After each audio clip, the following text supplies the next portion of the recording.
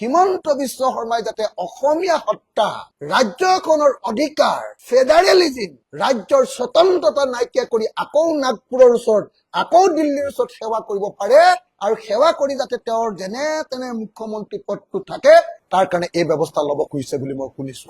অকল কংগ্ৰেছে বিৰোধী দলপতি দিব পৰা নাই, এইটোৱে দুৰ্ভাগ্যজনক নহয়। লগতে হিমন্ত বিশ্ব শৰ্মাই যে এতিয়ালৈকে কেবিনেটখন গঠন কৰিব পৰা নাই, এইটো অতি লক্ষণীয় বিষয়। আপোনালোকে মনত ৰাখিব দেই, এই সময়ত হিমন্ত বিশ্ব শৰ্মাৰ আটাইতকৈ প্ৰিয় পাত্ৰ যিকেইজন মানুহ, সেই মানুহকেইজনকো এতিয়ালৈকে তেওঁ মন্ত্ৰী দিব পৰা নাই। থেৰু চিগু মন্ত্ৰী পাব নে নাপাব এনেকুৱা হাহাকাৰ হৈ আছে।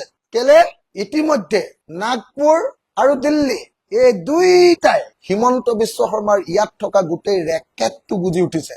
RSSৰ মাজত ব্যাপক চৰ্চা হৈছে আৰু হিমন্ত বিশ্ব শৰ্মাৰ বাহিৰত দেখুৱাই আমাৰ ওপৰত বৰমতা হৈ থাকিলেও এতিয়া ভিতৰি কপি আছে। গতিকে মই একেটা সময়তে কংগ্ৰেছ দলে ইমান দেৰিলৈকে বিৰোধী দলপতি নিৰ্বাচন কৰিব নোৱাৰাটো দুৰ্ভাগ্যজনক বুলি কোৱাৰ লগতে অসম মন্ত্ৰীসভাখনৰ ওপৰত এনেকুৱা বহি শক্তিৰ এই যিটো প্ৰভাৱ যে হিমন্ত বিশ্ব শৰ্মাই মুখ্যমন্ত্ৰীয়ে এতিয়া আৰু মন্ত্ৰীসভা গঠন কৰিব নোৱাৰে। মুখ্যমন্ত্ৰীয়ে এবাৰ দিল্লীলৈ চাই থাকিব লাগিব, এবাৰ নাগপুৰলৈ চাব লাগিব। দিল্লীয়ে হাঁ কৈ দিলে মানে অমিত শ্বাহে, নাগপুৰে কব যে এই ৰবা চাই লওঁ, অকমান দেৰি চাই লওঁ।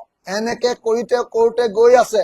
মোৰতো সন্দেহ হৈছে, যিটো প্ৰক্ৰিয়া ভিতৰত চলি আছে, মে মাহৰ ভিতৰত হিমন্ত বিশ্ব শৰ্মাই মন্ত্ৰীসভা ঘোষণাই কৰিব নোৱাৰিব। গতিকে এই মুহূৰ্তত অসমৰ মানুহে যদিও বিজেপিক বা হিমন্ত বিশ্ব শৰ্মাক ভোট দিলে, এতিয়া কিন্তু চৰকাৰ হিমন্ত বিশ্ব শৰ্মাৰ মতে চলি থকা নাই। চৰকাৰ নাগপুৰ আৰু দিল্লীৰ ইছাৰাত চলি আছে।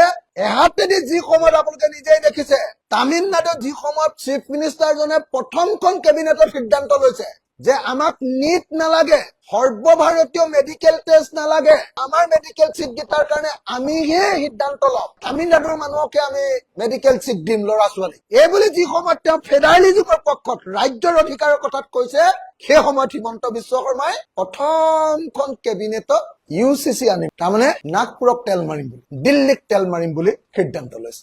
এফালেদি হল ৰাজ্যৰ অধিকাৰ বিচাৰিছে তামিলনাডুৱে, আমাৰ এওঁ আকৌ কৈছে যে তোমালোকক ভাল লগাবৰ কাৰণে, তোমালোকৰ ভৰিত ধৰিবৰ কাৰণে মই আহি খাৰা হৈ আছো, আমাৰ মুখ্যমন্ত্ৰী। আৰু এতিয়াতো শুনিছো বোলে অকল UCC নহয়, ভাৰতৰ সংসদত ৰিজেক্ট হৈ যোৱা ওমেন্স বিলো আনিবৰ কাৰণে বোলে চেষ্টা কৰি আছে বুলি মই শুনিছো। নাগপুৰ আৰু দিল্লীক আৰু এবাৰ সেৱা কৰি হিমন্ত বিশ্ব শৰ্মাই যাতে অসমীয়া সত্তা, ৰাজ্যখনৰ অধিকাৰ, ফেডাৰেলিজিম, ৰাজ্যৰ স্বতন্ত্ৰতা নাইকিয়া কৰি আকৌ নাগপুৰৰ ওচৰত, আকৌ দিল্লীৰ ওচৰত সেৱা কৰিব পাৰে আৰু সেৱা কৰি যাতে তেওঁৰ যেনে তেনে মুখ্যমন্ত্ৰী পদটো থাকে, তাৰ কাৰণে এই ব্যৱস্থা ল'ব খুজিছে বুলি মই শুনিছো।